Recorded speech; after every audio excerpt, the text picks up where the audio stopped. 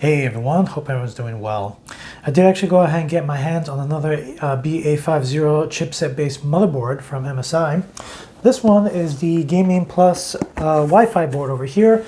Slightly lower tier of the B850 series that MSI has to offer, but it definitely still has some really good features such as Wi-Fi, Bluetooth, probably 2.5 gigabit LAN, other little options like that, front panel USB-C port I'm imagining, and other little features. Don't let it discourage you that obviously this is appears to be a lower cost B850 motherboard. You are definitely going to get a lot of features that you're looking for. Maybe it might not have like the pretty little RGB colors on it, but let's go ahead and take a look, do a full unboxing, do an actual build with this, take a look at the BIOS, take a look at the specs and connections on the motherboard itself. So let's hit it.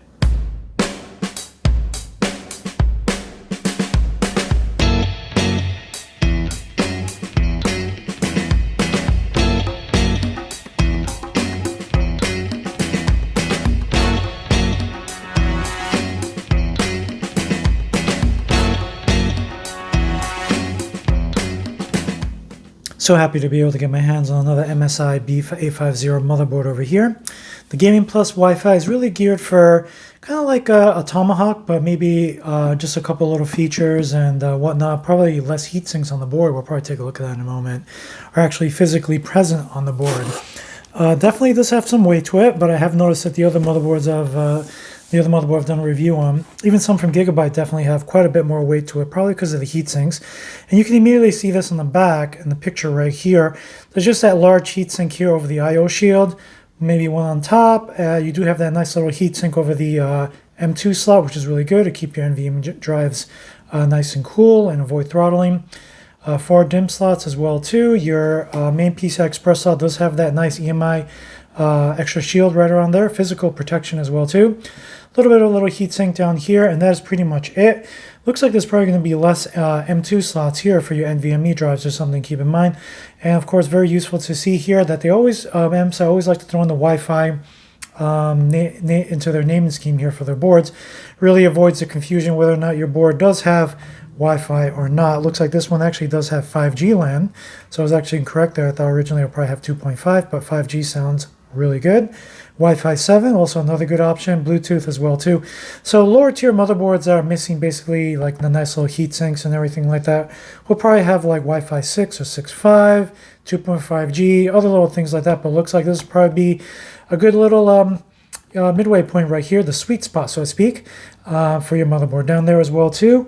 One little thing I immediately noticed is different variants in USB ports.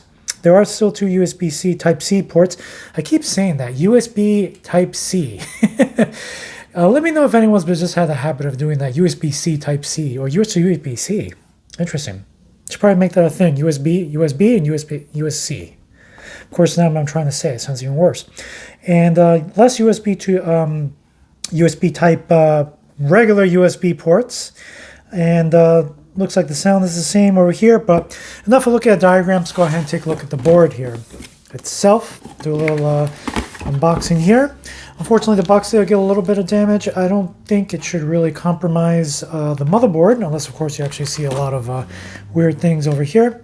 Here, of course, is your Wi-Fi antenna over here. You can actually hear it. Go ahead and show that a little bit. Here is your motherboard, a little bit of black PCB with kind of like silver-looking heat sinks on here. Go ahead and remove this and see what else is inside for the moment. Actually, I can just put this on my lap. I just knocked the camera over a little bit right there. Looks like we do have a couple little flyers here. No manual, that you can always download that directly from MSI's website in PDF form. MSI shout out, basically a little reward thing if you do plan to do a review. Should probably look at that. Duh, look what I'm doing right now. Regulatory notices for the EU. Quick installation guide here. You can even scan the QR code to immediately jump to a website here. Very useful on your smartphone right over here. Looks like they're actually just giving a single SATA cable nowadays. Usually this bag would include 2, but here's only, unfortunately, 1. That's perfectly fine. If you're planning to use that for a mechanical hard drive to complement your NVMe drive or SSD. Here's a little like screw key thing looking thing that basically is used on the socket. itself. Looks like some M2 slots over here. Oh, this is like M2 screw here. And it looks like a little cable here for RGB. Looks like there's a 3-pin right there. It's actually used for RGB connections on the motherboard.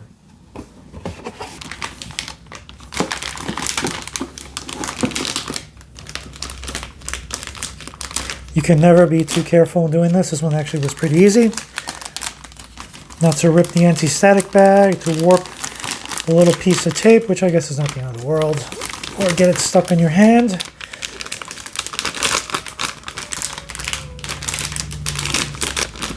I've actually ripped, because of these built-in I/O shields, which is perfectly fine. I actually prefer them. I have actually ripped in an anti-static bag by removing the motherboard once. And there is our board.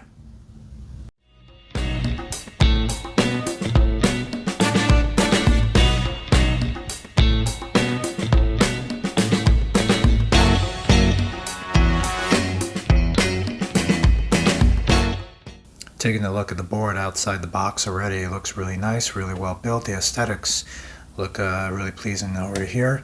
Solid build so far. Definitely go ahead and take a look as much as I can at all the ports here. Starting with the main AM5 socket right here where your CPU is going to be installed. Let's go ahead and just take a look here. Obviously CPUs are now pinless for the AM5 class. All the pins are on the motherboard itself, as you can see right there. Obviously keep this little piece of plastic on when not using the motherboard, just to avoid any dust, any other foreign material, or any of the pins from getting bent, which will just make this board really useless and really troubling to actually go ahead and warranty if it's even possible. Just below we do have our main M2 NVMe socket right over here. I don't see little screws here. I do see this little lever here, so I'm just going to go ahead and press it, and you'll see that the whole thing comes out very easily. A little bit of thermal tape underneath. Go ahead and focus in on that. Just go ahead and take this off. When you're going to go ahead and install your NVMe drive right there, and then just go ahead and just put this right back. Just below that, looks like we do have our main PCI Express slot right here with EMI shielding and a nice little protection here physically. Just go ahead and protect the slot itself. We do have this little clip here, release clip. I guess mentioning on something that this may have a little bit of a difference to the Tomahawk board. This does not have the little button or the easy release button right over here. The old-fashioned little clip, but does have this additional piece up here for just easier to actually go ahead and reach and handle. When you do have a video card that's basically like a foot wide, foot long right over here, and blocking access to that. So there is, of course, your main PCI Express slot. Moving further down, we do have our main CMOS battery here in a position that can be a little tough to reach when you do have a multi-slot video card actually being used, which many powerful video cards are on these days. Either 2 or even 3 slots, almost come close to blocking this PCI Express slot right over here. There, of course, is another one. A little further down, we do have an additional M2 slot here for your NVMe drive. Obviously not the ideal place for location if you plan to use one, but here's one for an additional drive. Just look at your manual to see if this is actually really controlled by the CPU or the board itself. And below we do have 2 additional PCI Express slots over here, both with easy latch connections. You can actually see them right there. I'm guessing that one of them, this one's probably going to be an X8. And these are actually really good for installing dedicated sound cards, a video capture card, anything else you want to do, even a more powerful Wi-Fi card if you plan to use one, as opposed to using one that's actually built onto the board. So I did go ahead and enable some light over here just for easier viewing. I'm going to go ahead and go over a couple of connections over here that I'm very familiar with and commonly used. Starting with we're looking here at the bottom of the motherboard, starting right over here on the left is a front panel audio connection over here. Go ahead and plug in your front panel connection for audio coming from your case or even your dedicated sound card. Basically just to give you the ability to plug in like a headphone and a microphone wired right there, mind you, of course, to those connections right there. That little cable goes right over here. To the right of that, we actually have 2 little connections here for RGB lighting. One's a 4-pin over here, and here's a 3-pin. You can actually go ahead and use for the RGB cables and lighting as much as you need to use and want to utilize that, of course. Almost in the center of the bottom of the motherboard, we do have an 8-pin power connection here. And as far as I understand, this basically just to go ahead and give the PCI Express slots a little bit more power. Definitely not enough to compensate the immense power that video cards now these days actually use. But it's just basically just an additional little plug there. I personally did not plug mine in for use, just because I've never actually had to use this on the motherboard or the video card I actually have in mind. But just something to keep in mind here, it might actually be necessary to go ahead and plug this 8-pin power connector. Further on the right over here, this is actually a connection that might actually be new. It's basically, if my understanding is correctly, it's basically a little fan connection that actually has RGB built in. So obviously it looks like a little bit different here, like a little 4-pin and additional pins right on top. So not too popular yet, but I actually did see a fan that utilizes this connection here. Only been seeing it on MSI motherboards so far, so let's see where that basically takes us in the future. Further on the right over here, we do have two USB 2.0 front panel connections over here. Usually the case is 2 USB ports per connection, so a total of 4. While this is actually not a connection that's really used anymore, in many cases don't even have USB 2.0 connections on the front, mostly 3 and USB Type-C, there I said it correctly this time, Type-C connection on the front panel of your case. This can still be utilized by other devices on your computer, such as a power supply. I've actually seen them utilizing this connection, so you can go ahead and monitor thermals, voltage, and fan RPM inside the power supply. Speaking of front panel USB, once again, here is your front panel USB 3 connection to the right of a USB 2.0 connections. Basically, go ahead and plug that in. If your case does have the blue or red USB Type A connections right there, we'll get to a Type C in just a moment. I was actually wondering if there's going to be any fan connections on the bottom, but it looks like we do have one, which is a little unusual, but I'm sure there's going to be more around the motherboard, usually on the top or the right side. We do have a 4-pin fan connection right there. And to the right of that, right over here, we do have, not over here, we do have the front panel connections basically for reset, power switch, power LED, hard drive, and all the other usual connections your case actually offers. Now, even though there hasn't been really an official standard, the position of all these connections have been actually very the same and very standard across all motherboards so far that I've actually come across. Gigabit, MSI, Asus as well too. Can't say so much for ASRock. I haven't gotten my hands on the motherboard just yet, of course. But very easy. Fortunately, many cases actually do have this in a very standard connection. Just go ahead and plug it in. No need to plug in basically two little pins, two pins for each connection. And while not too popular anymore to be used these days, right up here is basically the 4-pin connection for the little PC speaker, which again, not really used. Cases don't really have them anymore. But if you do have the one that's removable, feel free to plug it right there if you choose to do so. In between these connections right over here, color-coded in white, is another 3-pin RGB connection. Feel free to go ahead and utilize that if you want more lighting to your case. So it looks like I did actually miss another M2 slot over here. There's actually an M2 slot right here for an NVMe connection. Total of 1, 2, and 3. So just something to keep in mind there, depending on how many NVMe drives you're planning to plug in. You do have a total of 3 M2 slots that are available for you there. To the right over here, looks like we have another USB 3.0 with the 3.2 connection right over here. Very good to see that. You can go ahead and utilize that. Plug in USB 3.0 Type A connections, your front panel right there. Moving along on the right side of the motherboard over here, we do have 4 SATA connections.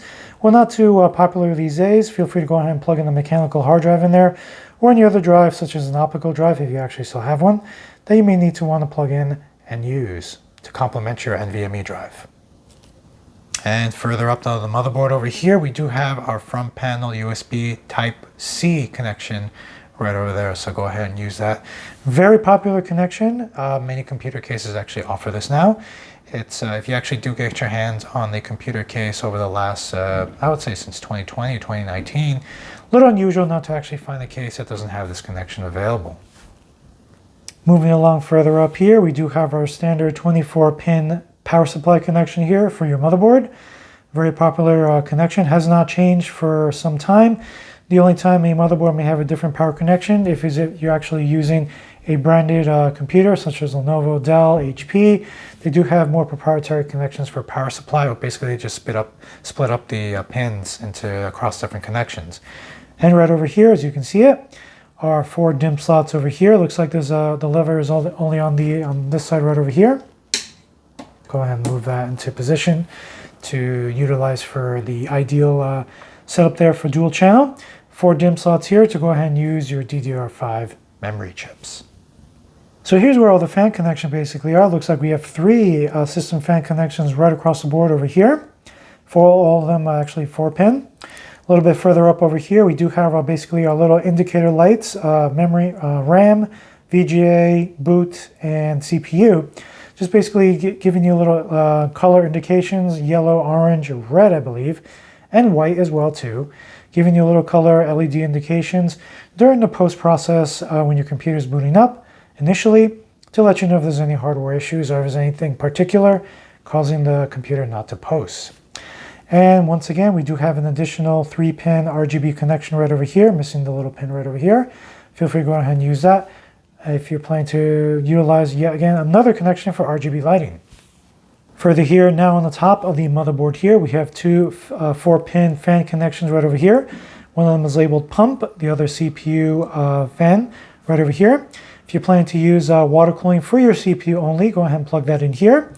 And if you're planning to use stock air cooling on your fan right over here, go ahead and plug that right there. Be sure to only use CPU water cooling connection right over here, just basically just to let your motherboard know that your CPU does have some sort of degree of cooling and won't freak out by pushing all fans to high speed. And the last connection I'm going to go ahead and look over here on the top of the motherboard as well too are basically 2 dual 8-pin CPU power connections right over here. So basically just give additional power for your CPU. Now the CPUs are exceeding 100, 140, 170 watts even. So go ahead and plug in one of these here as well too. I am asked a couple of times if both of them need to be plugged in. Definitely no harm at all if you actually do plug in both, but only one's actually needed in case you're actually planning to overclock 140 or 170 watt power supply to the extreme. You can go ahead and plug both of them in if you're planning to do that. If you're just planning to use it for regular use, one connection is more than enough. Well, that's pretty much a quick overview of the connections and everything available on the motherboard.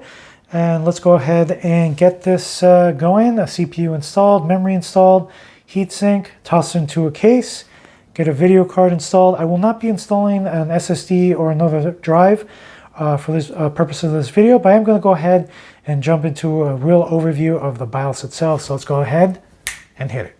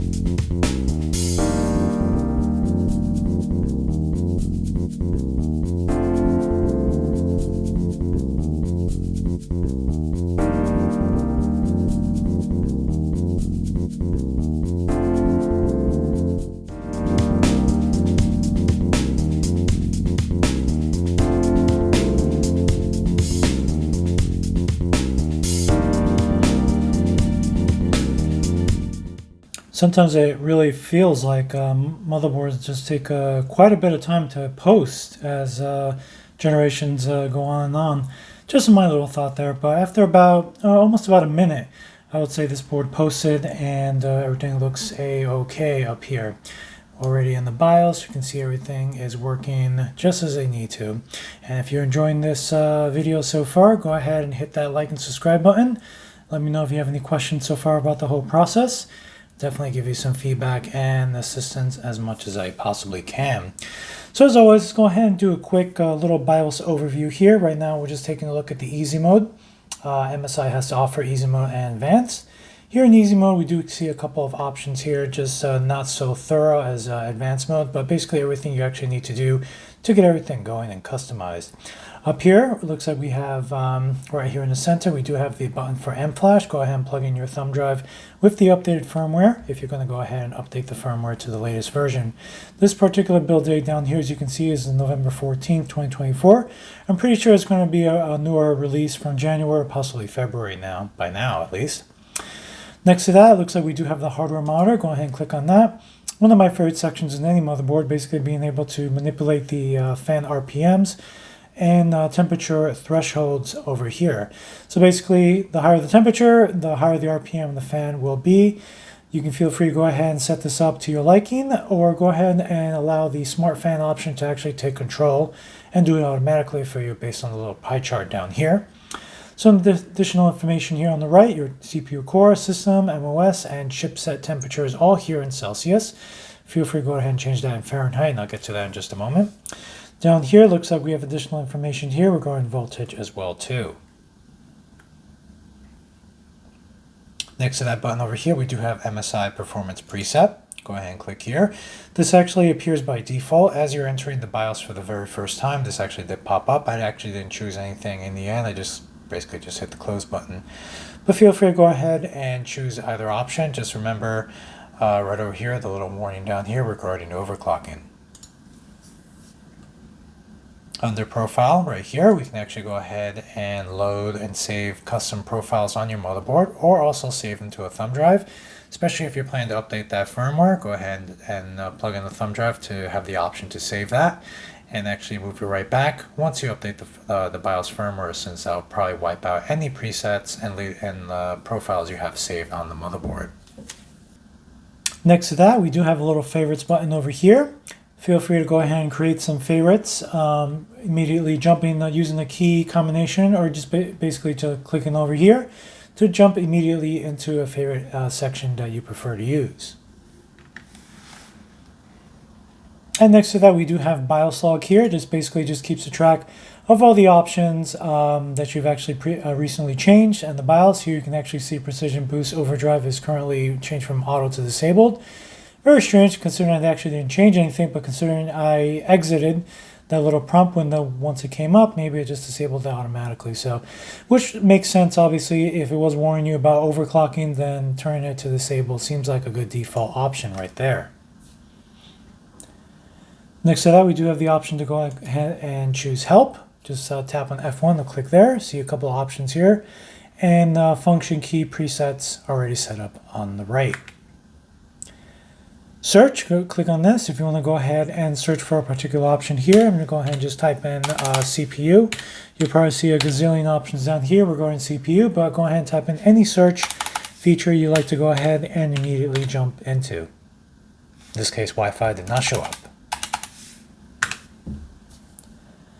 Snapshot over here. If you do have a USB thumb drive plugged in, you can actually go ahead and save a snapshot of what you're actually looking at here right now.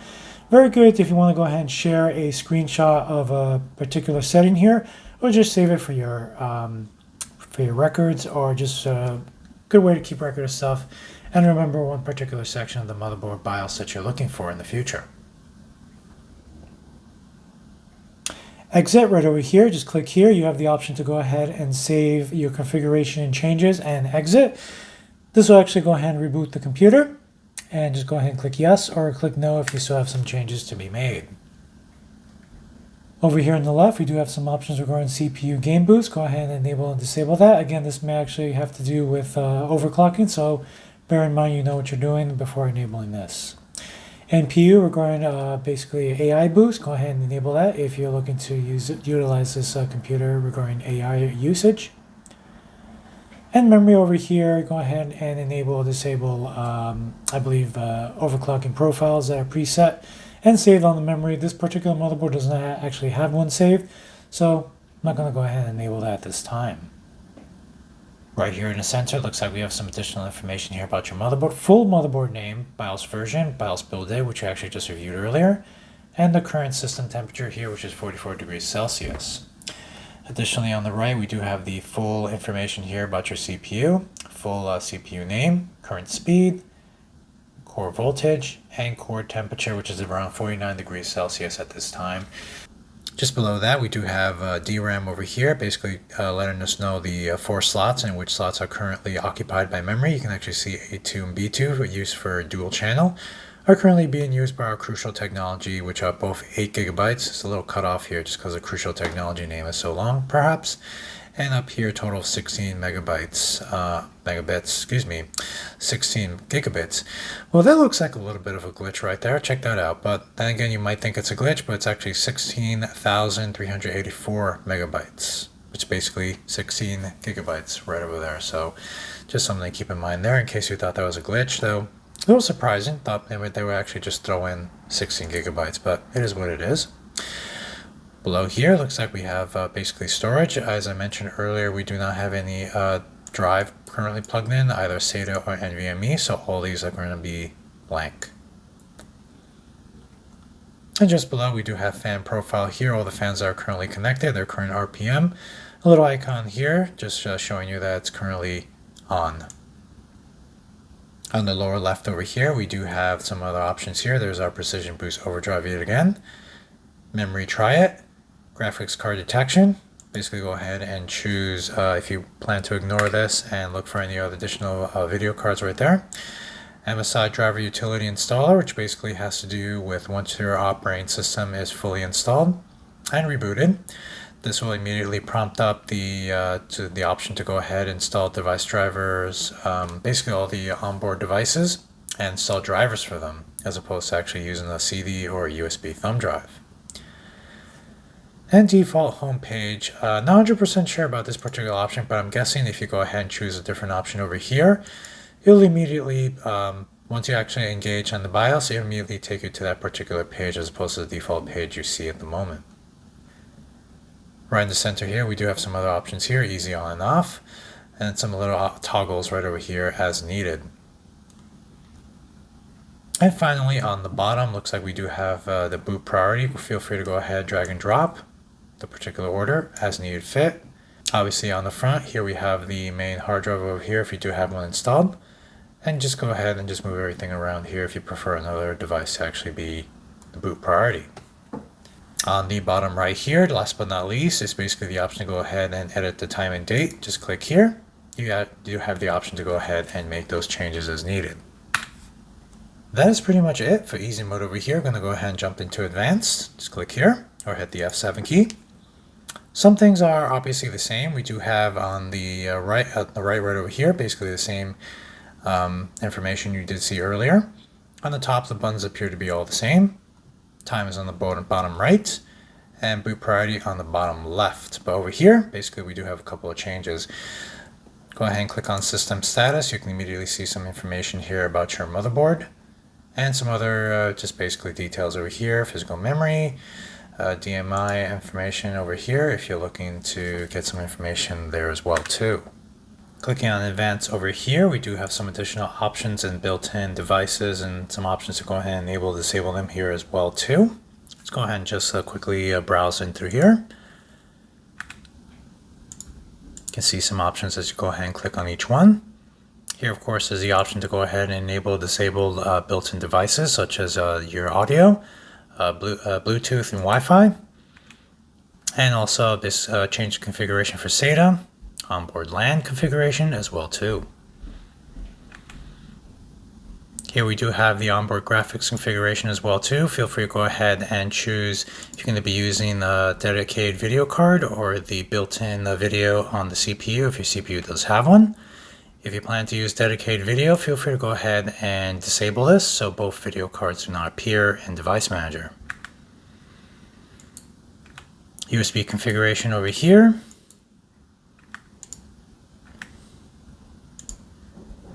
Some of the options here regarding power management. I keep jumping into the wrong option here by accidentally right-clicking. I do apologize for that. There we go again. That's very interesting. Just something to keep in mind. If you actually right-click anywhere on any of these options, you do get the option to select the favorite to store. BIOS mode configuration over here. Wake up LAN. Click BIOS configuration. Secure erase.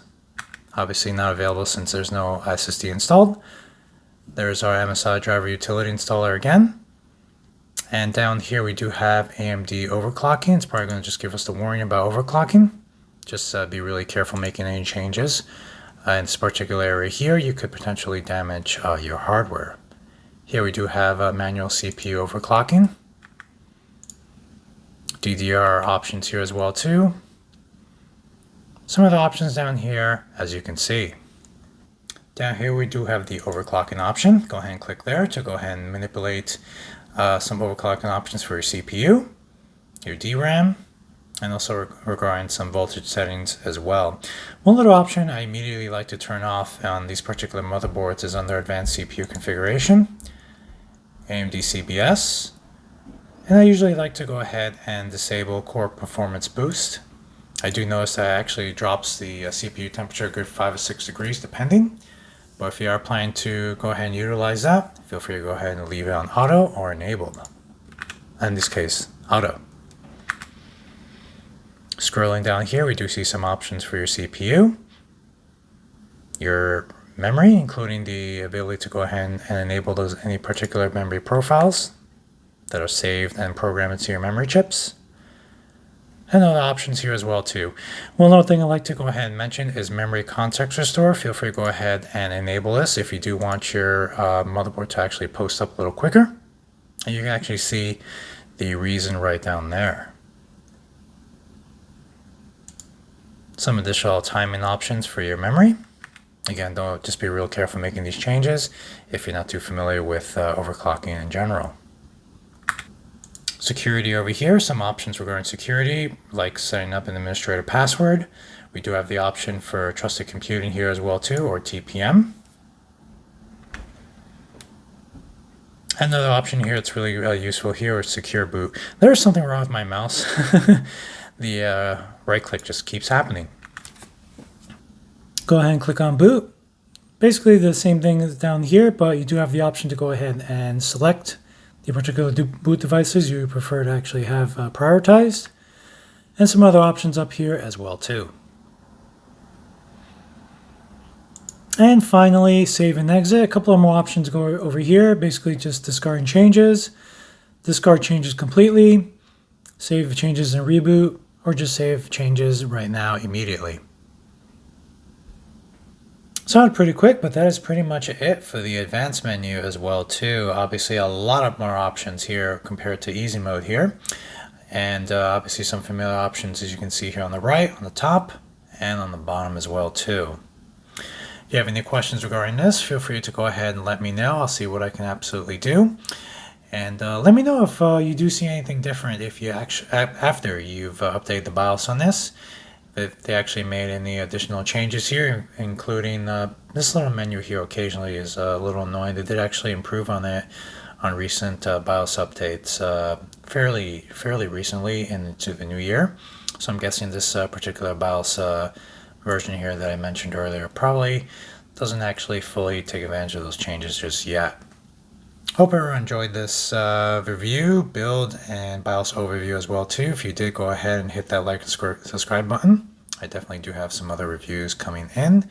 Shoot me any questions or comments you actually might have regarding this motherboard. Thanks again for watching, everyone. And as always, stay safe. Take care. Bye-bye.